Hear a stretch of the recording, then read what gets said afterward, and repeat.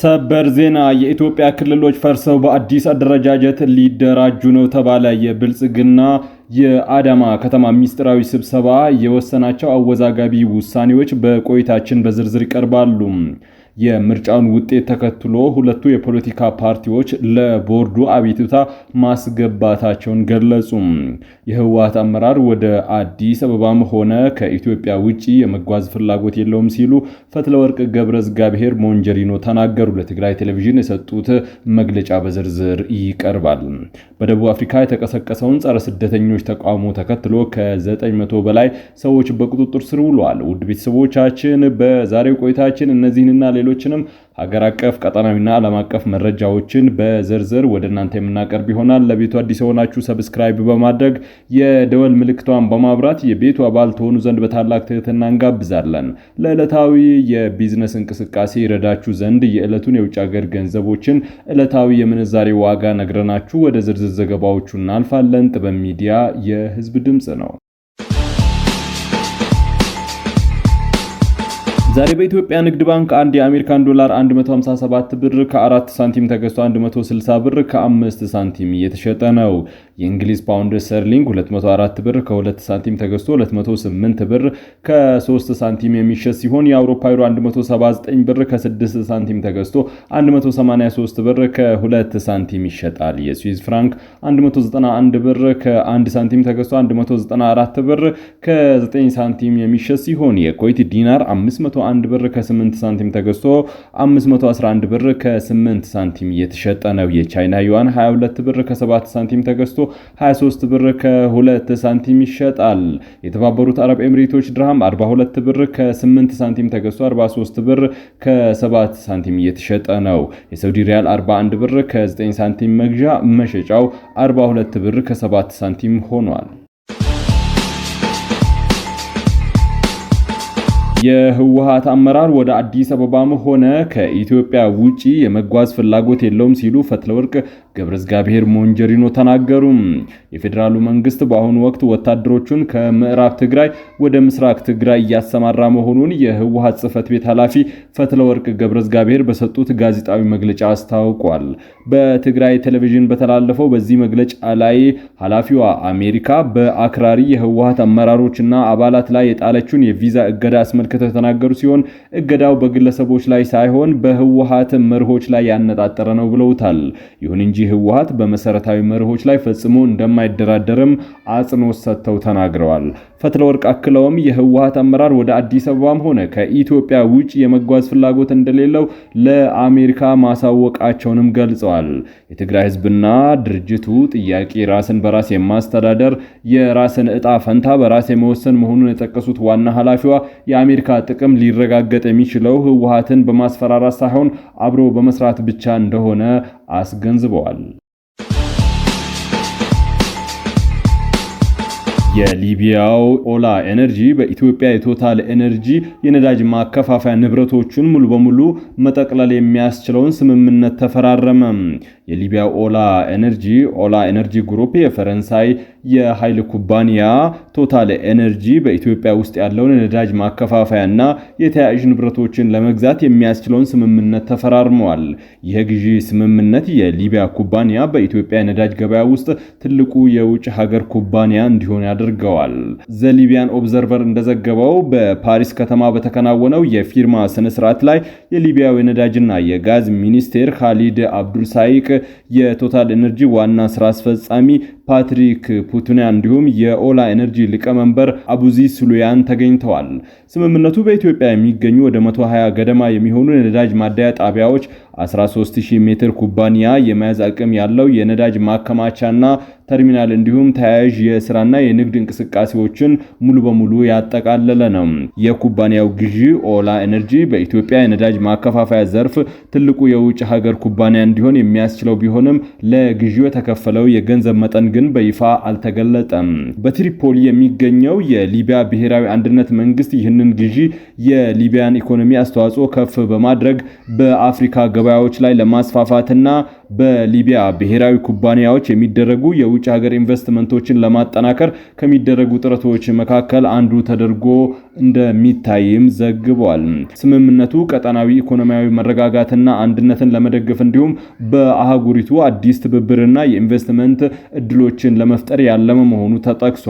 ይህ ስምምነት ቶታል ኤነርጂስ በኢትዮጵያ ውስጥ ለብዙ አስርት ዓመታት ሲያካሄድ የቆየውን የነዳጅ ችርቻሮ ንግድ ሙሉ በሙሉ አቁሞ ከሀገሪቱ ገበያ እንዲወጣ የሚያደርገው ሲሆን በአንጻሩ ደግሞ የኦላ ኤነርጂን አሻራ በምስራቅ አፍሪካ ትልቁ የነዳጅ ገበያ ውስጥ በከፍተኛ ሁኔታ የሚያሰፋ ነው። በደቡብ አፍሪካ የተቀሰቀሰውን ጸረ ስደተኞች ተቃውሞ ተከትሎ ከ900 በላይ ሰዎች በቁጥጥር ስር ዋሉ። በደቡብ አፍሪካ ማክሰኞ ዕለት የተካሄደውን ጸረ ስደተኛ ተቃውሞ ተከትሎ የሀገሪቱ ፖሊስ ከ900 በላይ ሰዎችን በቁጥጥር ስር መዋሉን ረቡዕ ዕለት አስታውቋል። የተካሄዱ ሰልፎች በአብዛኛው ሰላማዊ የነበሩ ቢሆንም አንዳንድ አካባቢዎች ወደ ሁከት መቀየሩን፣ የንግድ ሱቆች መዘረፋቸውን ፖሊስ ገልጿል። የብሔራዊ ፖሊስ ምክትል ኮሚሽነሩ ታቢሎ ሞስኪሎ በሰጡት ጋዜጣዊ መግለጫ በሀገሪቱ ከተካሄዱ 120 ሰልፎች መካከል 108ቱ ሙሉ በሙሉ ሰላማዊ የነበሩ ሲሆን 12ቱ ግን የፖሊስ ጣልቃ ገብነትን የጠየቁ ናቸውም ብለዋል።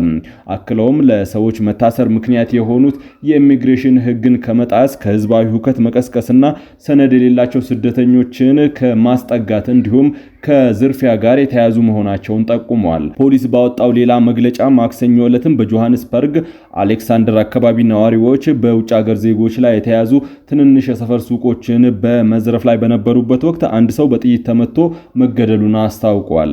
በሁኔታው ሳቢያ በሀገሪቱ ካሉ 9 ግዛቶች የደህንነት ስጋት ውስጥ በገቡት 5ቱ ላይ በተጨማሪ የፖሊስ ኃይል ሌሊቱን የተሰማራ ሲሆን 2 ሰዎች በደረሰባቸው የጥይት መቁሰል አደጋ ለጉዳት በተዳረጉበት በጆሃንስበርግ ሄልቦር አካባቢ ደግሞ ወታደራዊ ኃይል እንዲሰማራ ተደርጓል።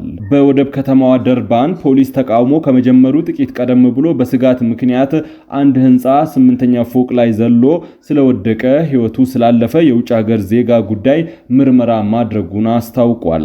ማክሰኞ ዕለት ህዝባዊ ሰልፍ የተደረገው ጸረ ስደተኞች የሆኑ እንቅስቃሴዎች አራማጅ ቡድኖች ሰነድ የሌላቸው የውጭ ሀገር ዜጎች ሙሉ በሙሉ ደቡብ አፍሪካን ጥለው እንዲወጡ ያስቀምጡት ይፋዊ ያልሆነ ቀነ ገደብ መጠናቀቁን ተከትሎ ነው።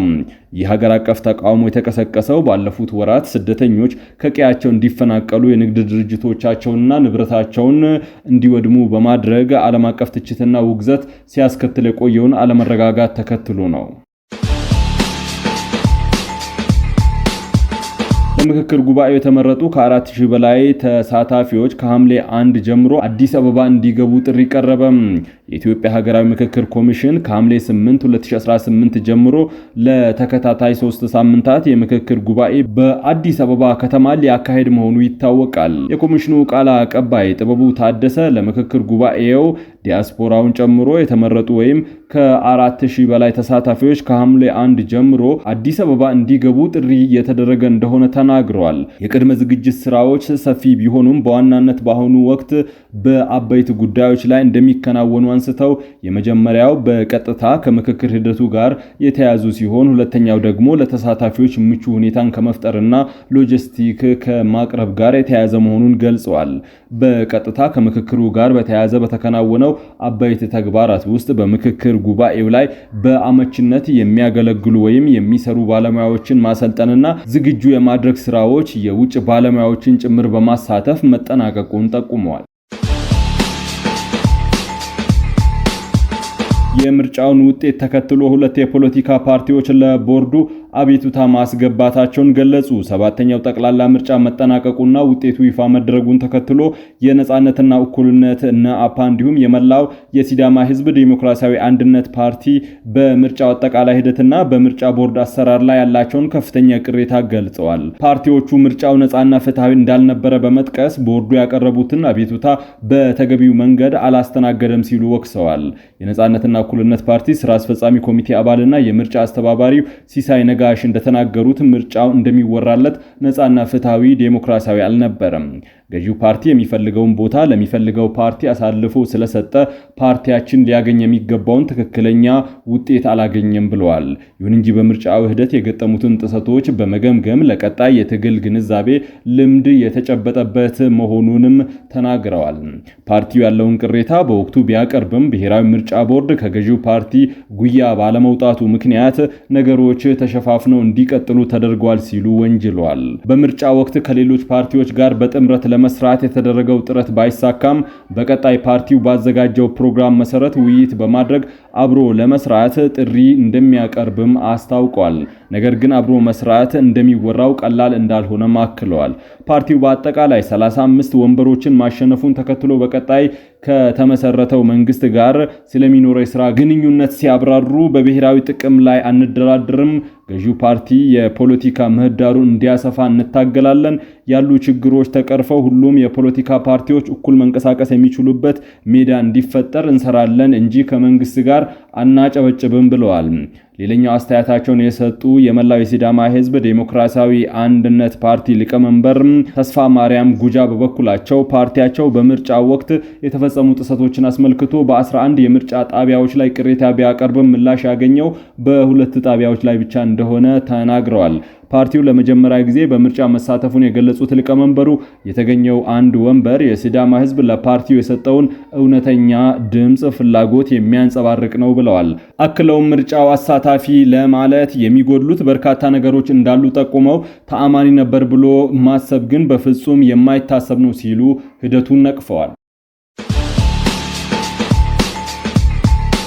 የብልጽግና ፓርቲ ማዕከላዊ ኮሚቴ በአዳማ ህገ መንግስታዊ ማሻሻያና ስር ነቀል የፖሊሲ ለውጦችን ውሳኔ ማሳለፉ ተነገረ። ገዢው የብልጽግና ፓርቲ ሰሞኑን በአዳማ ከተማ በተካሄደው የማዕከላዊ ኮሚቴ ስብሰባ በሀገሪቱ የፖለቲካና የኢኮኖሚ መዋቅር ላይ መሰረታዊ ለውጥ ሊያመጡ የሚችሉ ውሳኔዎችን ማሳለፉን የሚጠቁሙ መረጃዎች እየወጡ ነው። ምንም እንኳን ፓርቲው በይፋዊ ማህበራዊ ሚዲያ ገጾቹና በኮሙኒኬሽን መረቦቹ በኩል የስብሰባውን ዝርዝር አጀንዳዎችንና የውሳኔ ሐሳቦችን እስካሁን ይፋ ባያደርግም ከውስጥ አዋቂዎችና ከተለያዩ ምንጮች የሚወጡ መረጃዎች ግን ስብሰባው መካሄዱንና ታሪካዊ ሊባሉ የሚችሉ አቅጣጫዎች መቀመጣቸውን እያመላከቱ ይገኛሉ። እነዚህ መረጃዎች እውነተኛ ከሆኑ ኢትዮጵያ ላለፉት 3 አስርት ዓመታት የተከተለችውን የፖለቲካና የኢኮኖሚ ጉዞ ሙሉ በሙሉ የሚቀይሩ ማርሽ ቀያሪ ውሳኔዎች እንደሚሆኑ ይጠበቃል። ከተሰሙት መረጃዎች መካከል ዋነኛውና ከፍተኛ ትኩረትን የሳበው በፓርቲው አሁን ላይ የኢፌዴሪ ህገ መንግስትን ሙሉ በሙሉ ለመቀየር ወይም መሰረታዊ ማሻሻያ ለማድረግ መወሰኑ ነው። የአሁኑ ህገ መንግስት በብሔር ማንነት ላይ የተመሰረተ ፌዴራሊዝምን የሚከተል ሲሆን ስርጭታቸው የጨመረ የመጣው መረጃዎች እንደሚያመላክቱት ግን ብልጽግና ይህንን መዋቅር መቀየር የሀገሪቱን ክልላዊ አወቃቀር በጂኦግራፊ አቀማመጥና በኢኮኖሚያዊ ማዕከልነት ላይ ብቻ የተመሰረተ ለማድረግ መወሰኑንም እየተናገሩ ነው። ይህ ውሳኔ ተግባራዊ ከሆነ አሁን ያሉት የብሔር ተኮር ክልሎች ፈርሰው ሀገሪቱ በልማት ምቹነትና በጂኦግራፊ ትስስር ላይ በተመሰረቱ አዳዲስ ክልላዊ መዋቅሮች ልትተካ ትችላለች። ከዚህ ጋር ተያይዞ በዋና ከተማ አዲስ አበባና በድሬዳዋ ከተማ አስተዳደሮች ላይም ትልቅ ውሳኔ መተላለፉ ተሰምቷል። ሁለቱም ተጠሪነታቸው ለፌዴራሉ መንግስት የሆኑ ከተሞች ሙሉ በሙሉ የክልልነት ስልጣንና እውቅና እንዲያገኙ ፓርቲው አቅጣጫ ማስቀመጡ እየተነገረ ነው።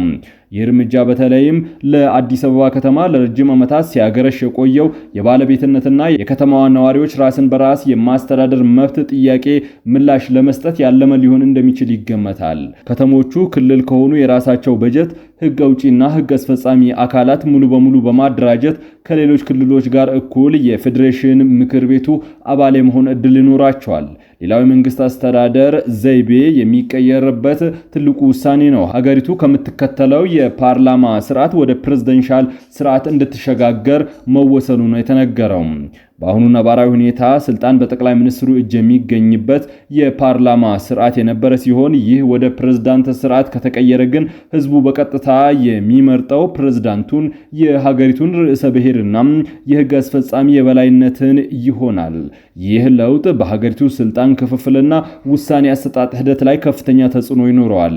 በኢኮኖሚ ዘርፍ ደግሞ እስካሁን መንግስት አጥብቆ የያዘውን የመሬት ፖሊሲ የሚቀይር አቅጣጫ መቀመጡም ተሰምቷል። መሬት የመንግስትና የህዝብ ብቻ የሚለው ነባር ህግ በመቀየር መሬት የግል ንብረት እንዲሆን በገበያ መርህ እንዲመራ ለማድረግ ውሳኔ መተላለፉ ነው እየተነገረ የሚገኘው። ይህ ለውጥ በተለይም ለሀገር ውስጥና ለውጭ ኢንቨስትመንት በር የሚከፍት የከተማ መሬት አያያዝን የሚያዘምን ዜጎች መሬታቸውን በንብረትነት እንዲጠቀሙ የሚያስችል በመሆኑ በሀገሪቱ ኢኮኖሚ እድገት ላይ ትልቅ መነቃቃት ይፈጥራል ተብሎ ይታመናል። ውድ ቤተሰቦቻችን ለሰዓቱ የመራረጥናቸው ዘገባዎች በዚህ አብቅተዋል። ከኛ ጋር በመሆን መረጃን ከጥበብ ስለተከታተላችሁ ከልብ አመስግነን ተሰናበትን። ለቤቱ አዲስ የሆናችሁ ሰብስክራይብ በማድረግ የደወል ምልክቷን በማብራት የቤቱ አባል ትሆኑ ዘንድ በታላቅ